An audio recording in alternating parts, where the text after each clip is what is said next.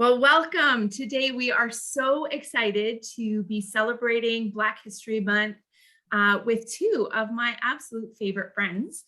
And we are here today with Genelle, who is our EDI coordinator here at Woodview. My name is Nicki Straza. I am the engagement lead at Woodview. And with us today is the one and only Annmarie Morais, who is the one of the screenwriters and showrunner for the brand new series called The Porter that is coming up February 21st for release on CBC.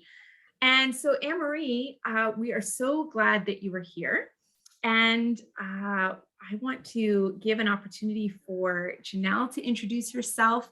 And then Annmarie, if you would introduce yourself as well, so that everyone at home can hear from your words just a little bit about who you are. So Genelle, tell the world about you.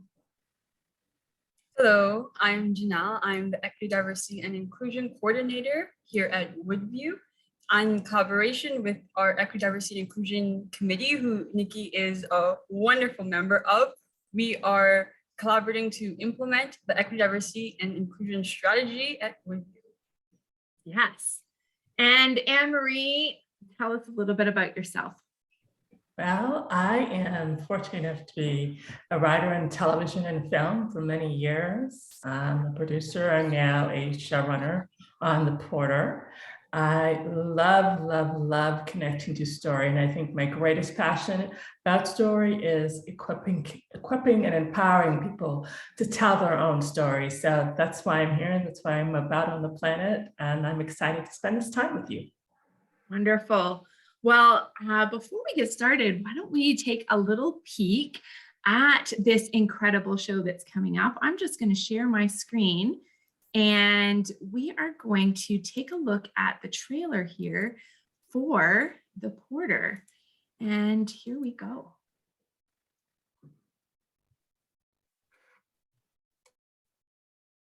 Go Gadget Internet.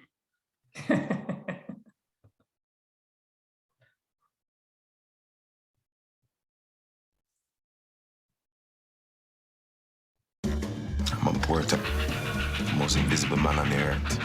You think I need a partner? I think you need a man that knows every vein in them trains. We are supposed to create our own opportunities. If anyone's got a right to that stage, it's me. You think I'm out front just because I'm cream in your coffee? Try a little talent. I want to get the Porters into a union. I know y'all might be scared of what might happen if we do this. Start thinking about what happens if we don't.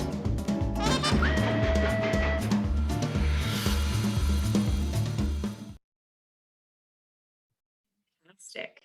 So that looks so exciting. So Genelle, I'm actually going to let you take it away with a few of our questions about the show today. I'm so excited that it looks so amazing. And after watching the trailer for the first time, the first question that came to mind was, after watching shows that are centered on resistance, journeys of liberation, and the struggles of oppression, I usually reflect and think of the connection to contemporary challenges of marginalized groups in Canada.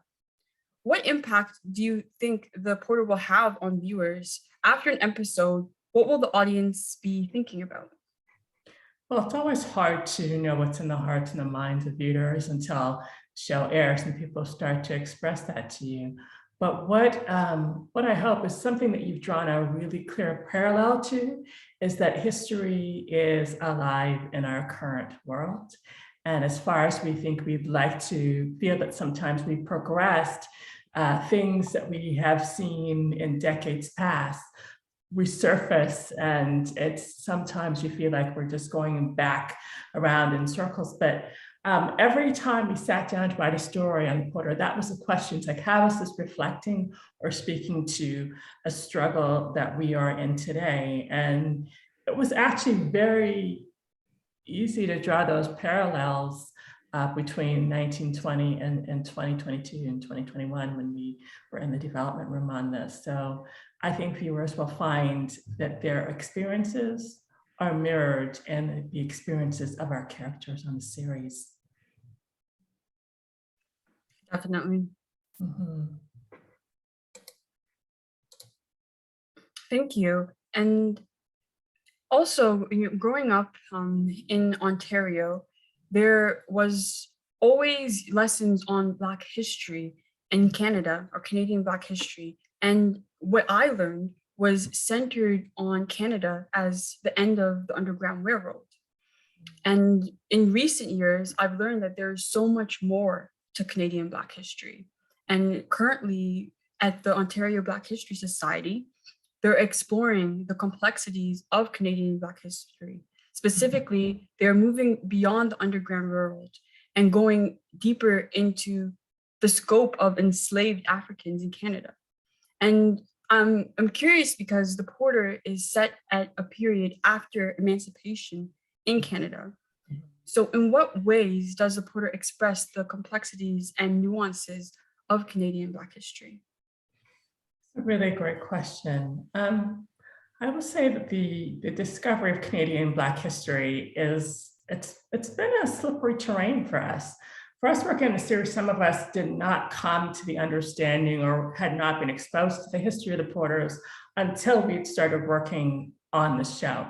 So we're speaking about decades of education through grade, public, elementary, university, without a mention of these men and their contribution to Black history. I grew up in Brantford, Ontario, and I recall, and it's the only time I will say I ever had this experience where I found a very thin little book in the library about Blacks in Ontario, so thin. And I had this feeling, I remember being very young, it's like, I wanted to take that book. It was the only time I ever wanted to steal a book from the library because I felt like I'd never seen it and I would probably never see it again. And both bore true. So I think when the Porter does, it is taking these pages of history, I like to call them the redacted pages of Canadian history, and bringing them to light. Because we are more than slavery stories and we are more than oppression stories. We are the builders of this nation. There are beautiful stories from the West of, Black cowboys who are doing things out there. There are Black servicemen who came, and really a lot of them became Porters, who have stories beyond the battalion, the only battalion that people assume that Blacks served. We have so many stories. And what we wanted to capture in the series, it is more than a tale of oppression. That is not our only history. That is a part of our narrative, but it is so much more expansive than that. That's amazing, and it's truly just so meaningful to bring those stories to light, for Canada to appreciate and enjoy their experiences, because Black experience in Canada is greater than oppression, and but it's so important to show Black joy, and especially in Black History Month, that it's important part is uplifting Black voices of joy, and and also sharing that history. So excited. Yes, we are too. My other question is, the series deals with a lot of issues that speak directly to the trauma experienced by many Black immigrants. How did you navigate that as a Black woman?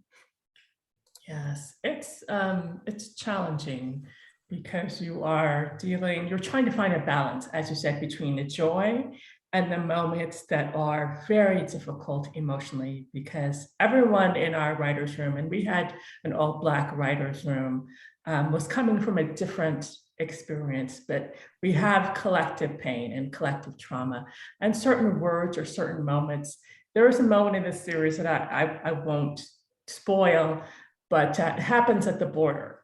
And I remember we were discussing around the table all our border encounter experiences, and we all had one where we felt either interrogated or questioned in a way that others wouldn't have been. And we were so troubled by the scene that we were proposing, we knew we had to do it because it bothered us so greatly. And so to aid in that, on our production, we availed our crew and our cast to a weekly session with Dr. Christopher Taylor, who's a Black psychologist and who works in academia and really is a bridge builder in terms of getting those of different cultures to really understand and tap into what Black trauma is. And we did have another therapist on set who was available during the productions, because some moments I literally had to take a walk and have a cry and take a breath, because these are not just stories out of fantastical fiction. These are our ancestors. These are our family members. These are our communities. And it hurts. And you really do have to have an active plan to not carry that burden in your soul on a daily basis. But the joy helps and the celebration helps, and being able to feel like we're putting a right, a wrong, and the omission of these stories is really, really encouraging. Wow, thank you for sharing that.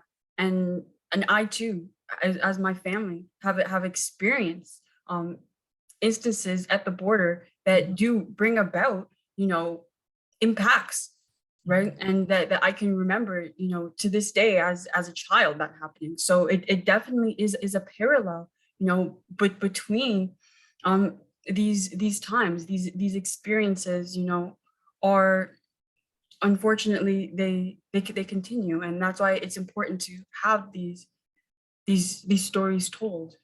Yes, agree, 100%. My next question is about Moana Toro, who is the female lead in The Porter, and she's a mother of a child on the spectrum in the series. Why was it important to include this in the story?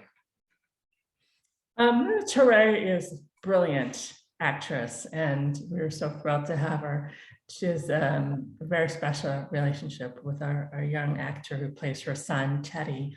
I think there's a question that always sort of pops up. It's like, what were people doing and how were they dealing with this then? Because, we were not just invented, and these certain young people and other people who exist on the spectrum were alive and functioning in that world too. And so we're always asking ourselves the questions, what was it like without what we know now, when you didn't have a name for it, when you couldn't possibly identify it? How would you deal with that? And we had a really wonderful historian by the name of, we had a few, but we had one primarily by the name of Sarah Jane Mathieu, who wrote a brilliant book called North of the Color Line. And this one of the questions we really engaged her with was, how would a young boy like Teddy Massey, who is clearly in his own space a lot of the time and in his own world that others don't really quite comprehend, how would he have been treated? And there weren't a lot of options. And to see this family saying, well, we're not going to put him away, or we're not going to, made them outliers in and of themselves in the time, because that was really rare. To be able to say, I'm going to keep my son. And as Muna, she's a fierce protector of her child. And there's a bit of fear there, but there's a bit of hope that he will find his way in the world, even if she has to clear paths for him. And I think that's what a lot of parents are still doing. They're still clearing paths, especially in this pandemic, where a lot of these services are harder to access. There are still warrior parents who are saying, I believe that my child has something special to contribute to this world. And if I have to clear the path, I will clear the path. So it was important for us to have that expression and to know that they are not alone in the struggle, because it doesn't come easy. It doesn't mean it's not worth fighting for. Yeah, definitely. And it's really meaningful that they're able to share an experience that's that differs, from common practice. It really is just, inspires that hope and strengthens lives, as we say here at Woodview. Yeah, I hope so. That's our hope. My next question is, who's going to love The Porter, and what will they enjoy most about the series? Well, it's the beautiful thing about making a new series is that you never know what's going to land with audiences. Sometimes you think, oh, it's going to be this, or it's going to be this character, and it's going to be this story. And then you start hearing from people, oh, I love this other person over here, and what's going to happen with them? So you never know what's in the hearts and minds of people until they sort of engage the series. But I will say this, we call the series The Porter, and I know that scares some people within our community because we live these stories where we're fighting oppression, and sometimes you just want to come home and be escapist, and you don't want to feel like you are being strangled, by this entertainment. And I think we've really done a great job of finding the joy and the celebration and Black love and music and the heartbeat of the series, and still be true to these moments of struggle. So I think above all else, they will just love the show and love the worlds and love the people and love Marlene and Junior and Zeke and Lucy, and they will have their favorites, and hopefully they will find their own stories and our stories as well. Fantastic. Thank you so very much, Annmarie. It's such a pleasure to be here with you, and I'm so looking forward to the series. Good. At this point, I will pass it over to Nicki to do the rest of this lovely interview. Sure. I love it because it's one of these opportunities that we have to explore and celebrate the Porter and all of the success and the hard work that has gone into this show, even over a pandemic, which, I mean, kudos to your entire team for all the extra loops and things they probably had to jump over just to be able to produce this in the pandemic.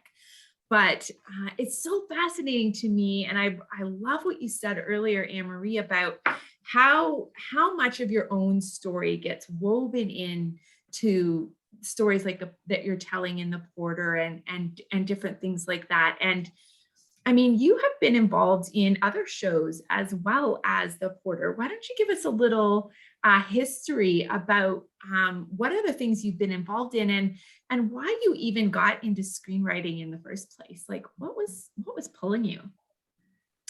I think I've always been a person with a creative lean. If you knew me in school and there was any pop quiz where the answer had to be 4, I would struggle. But if you say, here's a blank thing, give me your essay, give me your thoughts and feelings, I was like, oh, thoughts and feelings.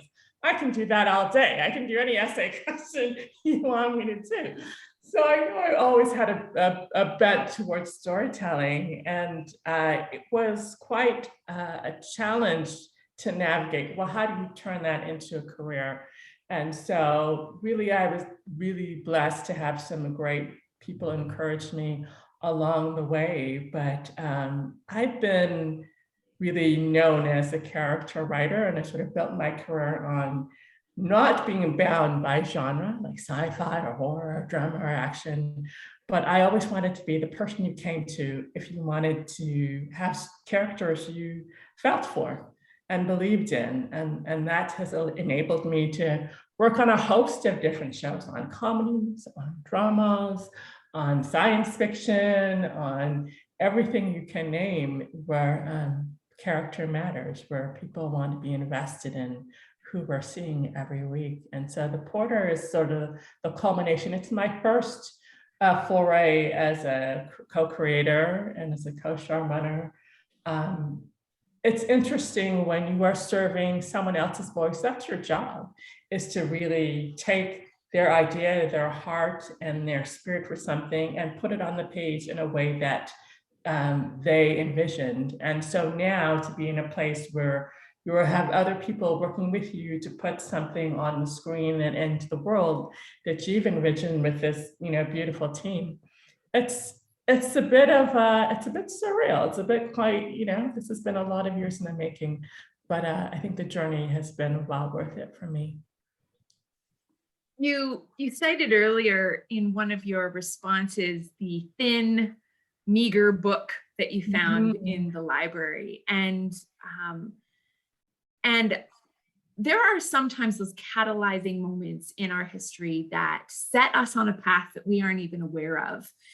And can you, is there one of those moments in your history where you just went, I don't want people to feel this way, or I can make a difference, and it was a turning point for you, or a catalyzing moment that kind of put you on your trajectory to where you are now? You know, I've had a few of such moments, and it's interesting because I think one of the really more defining moments was not even when I was on the road to the arts. At one point I thought, you know, medicine is going to be the thing, and I loved that. I still love volunteering in that world, and I was so frustrated because I wasn't quite getting the things that I needed to make that road happen. And to the point that I actually just stopped participating in school, which is unlike me.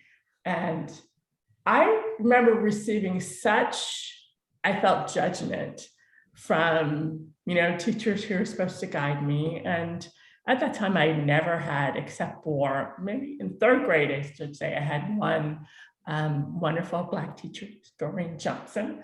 Shout out to Miss J. But other than that, I had no one that looked like me, and no one who understood or came from my perspective. So I was in high school, and I remember it got to the point where they'd actually called in a psychologist who happened to be Black.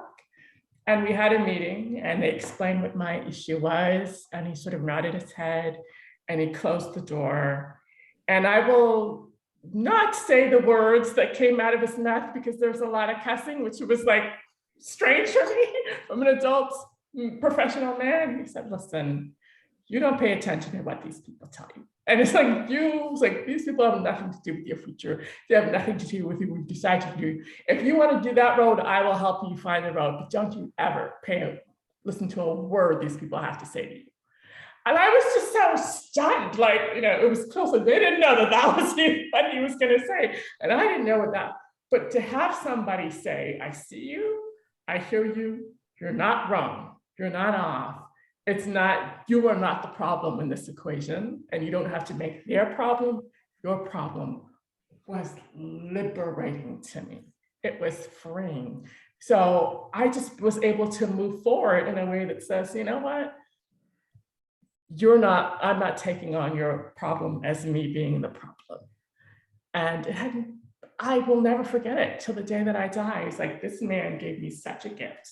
And just seeing me and acknowledging that what I felt was not abnormal. That's amazing. I so appreciate you sharing that, Annmarie. And it really kind of reminds me even of our history together, because you know, I did not have those experiences. All of my teachers looked the same, sounded the same, even thought a lot of the same. I grew up in that small bubble. And as I've grown and aged, I've had to navigate and confront the fact that I don't have all the facts, and the fact that I have misinformation, and have been learning to kind of navigate and change and learn. And I've been grateful for the relationship that you and I have had, because you're not afraid to tell me how you feel and what means something to you, and help me to see from a different lens. And I think there are a lot of people, no matter what their background, they're navigating that transition. We're in a very multicultural nation now, well, we've always been a multicultural nation. We're starting to talk about it now. And we're starting to consider it and be considerate. And, you know, I heard one of our staff make the comment about, you know, trying to understand what polite racism is. And it's one of those things that it's like, I recognize I have no grid for what that means. What does that mean to you? And can you give us some examples of what polite racism is? And help us who are trying to learn how to be honoring, differentiate from polite racism to truly honoring. Yeah, it's, I think a lot of times we call it microaggressions now. And they're little, I call them little nicks of the razor to your soul. And sometimes it's intentional, and sometimes people don't even realize that they're speaking out of a bias. I will say that Dr. Taylor, who was in one of our sessions with our cast and crew, was sort of trying to give context to it, which I think is very wiggle when people say, you know, all your life, people like, can I touch your hair?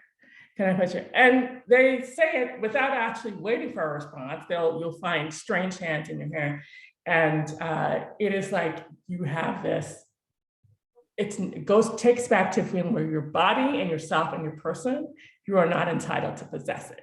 And that goes so far back to the days where our bodies were, people felt that our bodies were their possession.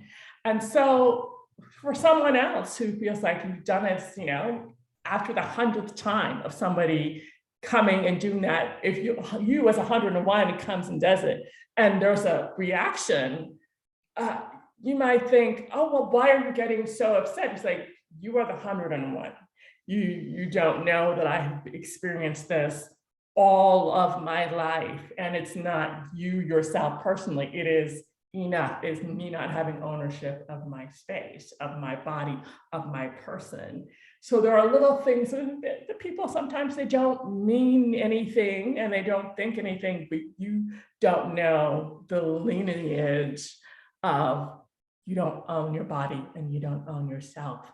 I remember being in university class, we're talking about relationships and context in a lecture, and someone said to me, well, you know, I know there's a lot of problems with, you know, Caribbean men sort of leaving their woman, like, you know, and I said, do I know? No. At the time, my parents had been together for a number of the time. My brother had been married. So it was like, I didn't have any actually personal context to men leaving their families in my family. But the assumption was, I must know because there's a concept or a construct that, you know, Black men don't stay with their families. So there are little ways that sometimes you are sliced. Some are intentional and some are unintentional, but they wound all the same. Do you have any advice for those people who are working on growing that awareness and becoming better listeners and more aware of their bias? Like any advice? I think you said the key word, which is the listening. We listen without judgment. We listen without a defense and a response. Do you know what I mean? Just listen to listen and hear and acknowledge that that has been heard is a gift in and of itself. And, you know, that's not something that you have to, I'm not saying, you know, you're gonna fix racism in a day, you know, but I said, what is kind, what is respectful is to honor the feelings of those who are in that experience. I love that. And that is true. And that, like, we're in mental health and that is true. Mm-hmm. Best advice for being good humans. And I really love that. And, you know, it's one of those things where, you know, you're working on this incredible show, you've got a robust Black cast and lots of crew. And I mean, you're a female in the showrunner role and writer. But it's an assumption to say that you've been in this role and haven't experienced discrimination because you're working on a Black show. Right. Have you experienced that? And what has that been like for you?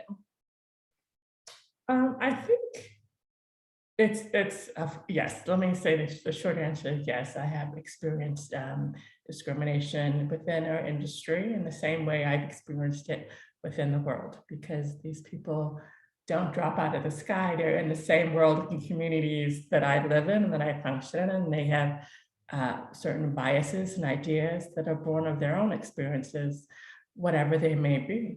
So sometimes I found the bias to be gender-based. Sometimes I find it to be race-based. Sometimes it is both.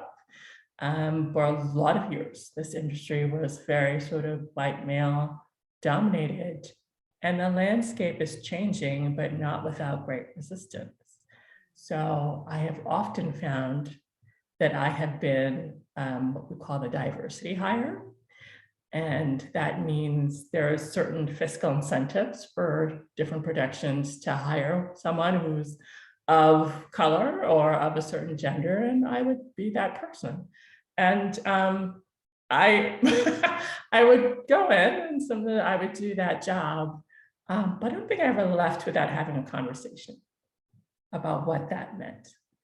And it was quite interesting. I don't think that was ever poorly received, because I understand. I said, I understand that you have a budget and I am beneficial to the budget, but let me tell you about what you're actually saying about me. And it actually, I was, had listening ears and people who continued to advocate for me, and some who've continued to expand how they include their rooms or how they design their productions. But it's an emotionally exhausting experience. It is a constant fight. And I have a management team with me that works in terms of securing a lot of my work. And they say, well, you're not afraid to burn a bridge. And I said, well, I don't feel like they built the bridge, so I don't mind burning it if it makes something easier for someone coming after me. So I think we have to be willing to fight the fight, say the words, even if it makes others uncomfortable, and continue to create spaces and train and open opportunities. I love that we open spaces on the Porter to train people in Winnipeg and people who had never sort of had access. I mean, that's what I want to do. I want to create open doors of access so the landscape looks different when I'm ready to leave it, Always something I've so much appreciated about you, Annmarie, is it's not just about writing a good movie or writing a good story. There's so much heart and impetus to bring change in culture and in story and in narrative. And storytelling has such a powerful way of really bringing difficult things to the fore to be able to be talked about. And I love that you have no shame whatsoever about talking and actually calling a spade, calling it out and saying, no, this is actually the truth of how this conversation feels, and being able to really acknowledge and have the conversations. And I have valued that immensely in my relationship with you, because there are things that I say out of habit because I haven't had that conversation. And I love that I can have those conversations with you and with so many others as well. Genelle and I've had good conversations as well, which has been great. But it's learning, and it's learning about each other and valuing each other in that place of honor. And I love what you said earlier, and Genelle, how you kind of drew it out as well, how important the Black history story is not just about oppression. It's not just about suffering. There is so much incredible culture, incredible joy, incredible music, incredible strength that comes from your stories. And so has there been a time in your history where you have experienced something so meaningful, where you've had a moment that was an honoring engagement that gave you hope that, things are actually changing in the world, that, the work that you are working so hard on to bring awareness is actually taking root and making change? Have you had any of those really positive moments in your life? Yeah, in the difficult journey, there's always been these sort of mile markers of goodness that allowed me to keep on going. And I think what has been really a treasure to me are just words of encouragement, and they come from all races, all people.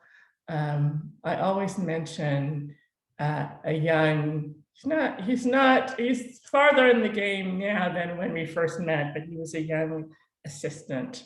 And I was on my first meeting in Los Angeles, and I wanted to tell a certain kind of story. I wanted to tell the stories about character and people who were like me and who were having struggles that usually sort of revolved around race or social justice or faith, and it was all sort of tangled in one thing. And I didn't want to be a boxed writer into a certain category. I wanted to be the kind of writer I wanted to be. And just out of that ultimate frustration, I didn't know what I was going to do, but he came. I remember this young man came running down the hall and he jumped over a sofa and he said, "Hey, I read your script." I was like, he goes, "Whatever you need." I was like, "This is so encouraging." And I think he caught that I was not feeling up, and he said, "Listen, I'm gonna tell you this, it's not a matter of if for you, it's just a matter of when. So just hang on to your when."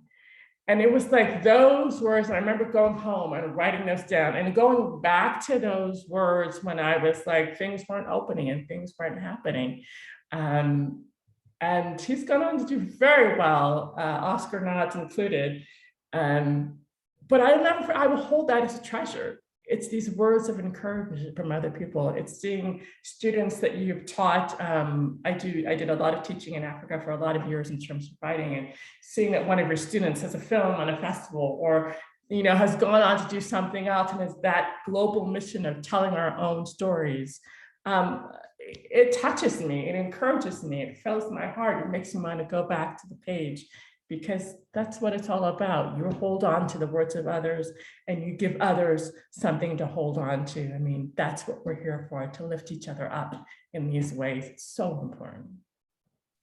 You embody that so profoundly. And even as you've recounted, how you've had to kind of navigate some of these very difficult conversations, you do it without defense, and you do it without anger, and you do it without malice, but you do it with absolute truth and candor. And I think that is such a beautiful tension that you're modeling for us as life. Like, we don't have to be aggressive to influence change. We can actually have a really meaningful conversation about truth and about the way things should be as people, and believe that our voices matter, and our voices should show up in whatever our story is. And I love that. So now you've got some seasons behind you. You have worked on a bunch of different shows. You have got a lot of history behind you. You've got a lot of wisdom. You've got a lot of grit. If you were to be able to go back in time and whisper something in 20-year-old Anne-Marie's ear, what would you tell her? If I was to whisper in 20-year-old Anne-Marie's ear, I would tell her not to be afraid to fail. I think I would resist a lot of things because I had a fear of it not working out. So I think I missed a lot of the opportunities for fear of just being afraid that it wasn't going to work out. And that's okay. I mean, we have our history of our greatest sort of men and women and inventors and achievers. All those we admired had several starts and stops, and things that were widely successful and things that were not. And I remember going through old report cards of my life in my mother's home, and I hit on one, and it said, it was like 4th grade or something. He said, all these lovely things, but I remember the lines like, if she feels she will not succeed, she will not try. And I thought, wow, so ever since then, I have been sort of chasing this fear of doing things that I might not succeed in. But I think that's the only way that we learn the lessons of who we are and what we're capable of, if we step outside of our comfort zones and do things that may work and may not work, but we can always take lessons from them. And there's no fear in having a life turned upside down because something didn't work. We get up, we try it again, we take what worked from that, and we move forward. But don't be afraid to try something and fail. It's okay. It's not the end of anything.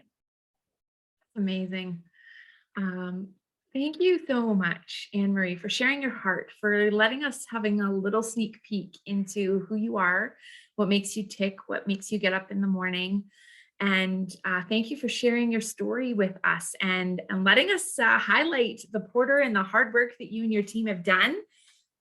We just celebrate you and celebrate the work that you do when no one's looking, to create a story, to have a conversation, to raise awareness, to model the very things that have not been modeled and reciprocated in so many circumstances. And you're such an upstanding human, and I love you to bits, and I'm grateful to have just had this time to share. Genelle, any final thoughts or questions that have come to your mind as we've had this conversation? I'll echo what you said. Just thank you so much, Anne and Marie, for sharing this space and for this time. You're absolutely phenomenal and an incredible woman and role model for so many. And it's really been impactful to hear your experiences, as so many I feel have been mirrored in my life and the lives of Black women in Canada. So it's so meaningful and important that you share your story and uplift the stories of so many that don't always have the opportunity to share their authentic selves. So thank you so much. I've really enjoyed hearing and learning from you.